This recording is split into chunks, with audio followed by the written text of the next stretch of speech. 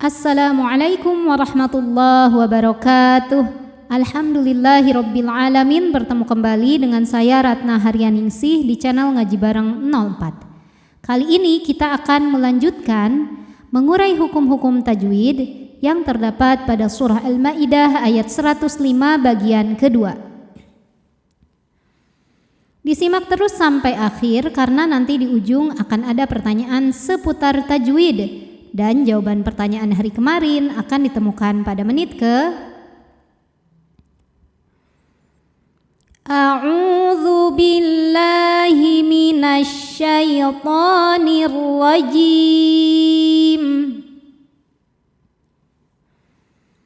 Bismillahirrahmanirrahim.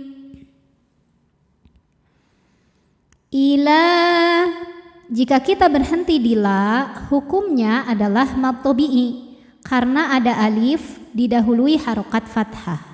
Alifnya alif bengkok atau alif maksurah. Maka kalau berhenti panjangin lamnya 2 harokat. Ila.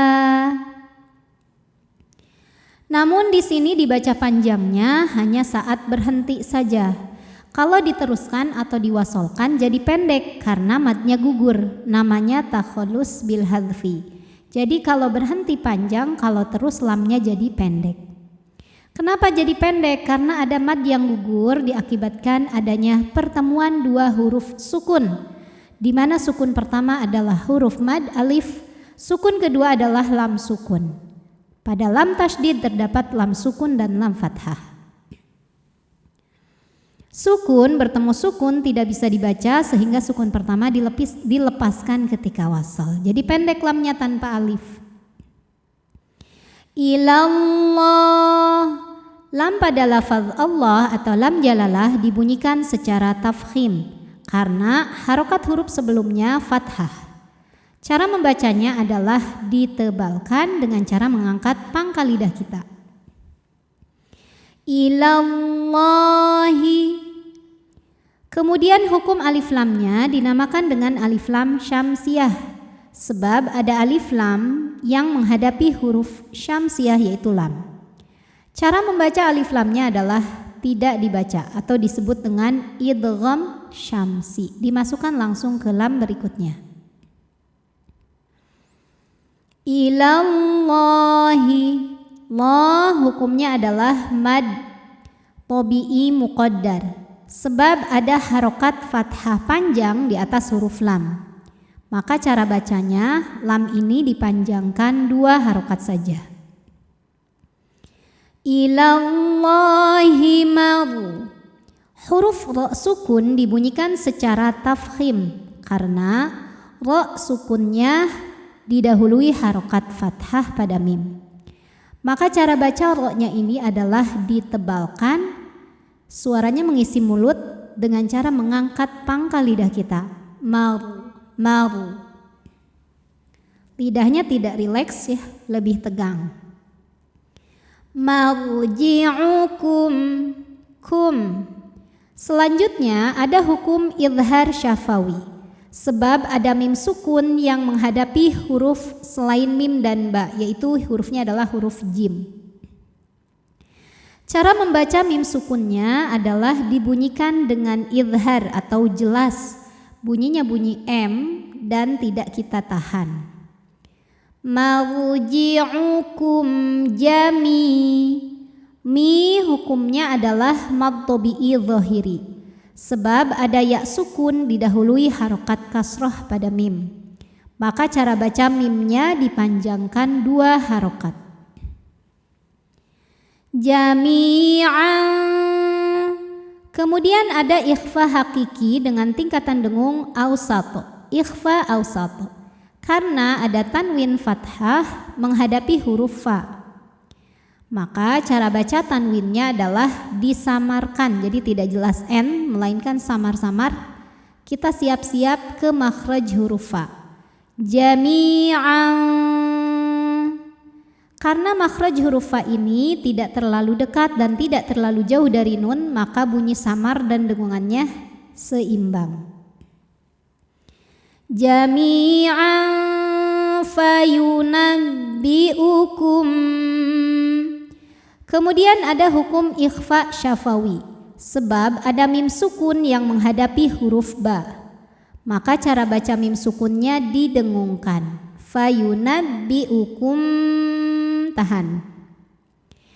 Pada cara membaca ikhfa syafawi ada dua pendapat. Yang pertama adalah dengan merapatkan bibir atau disebut dengan itbaq syafatain, rapat bibirnya tapi lunak, tidak menekan. Kum.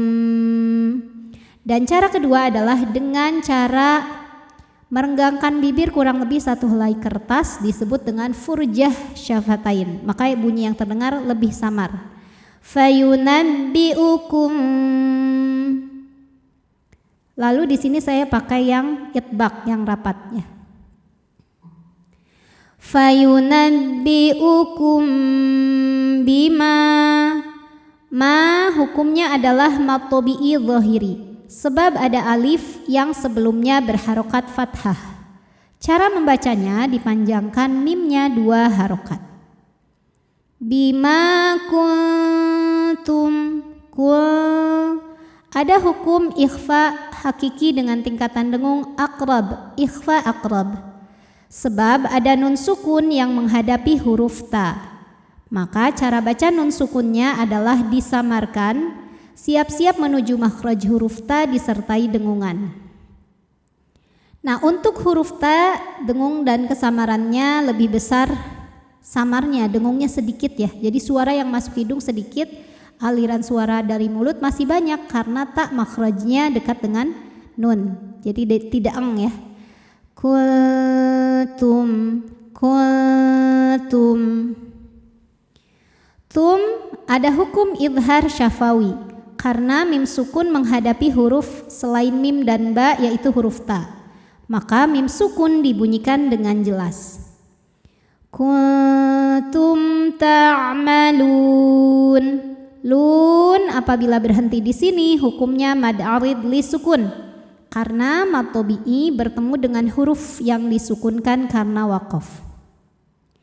Mad tabi'inya waw sukun didahului harokat dhammah, kemudian huruf yang disukunkannya nun. Maka lamnya dipanjangkan, boleh 2, boleh 4, boleh 6 harokat asal konsisten dalam sekali bacaan. Ta'malun. A'udzu billahi minasy syaithanir rajim. Bismillahirrahmanirrahim. Ilallahi marji'ukum jami'an fayunabbi'ukum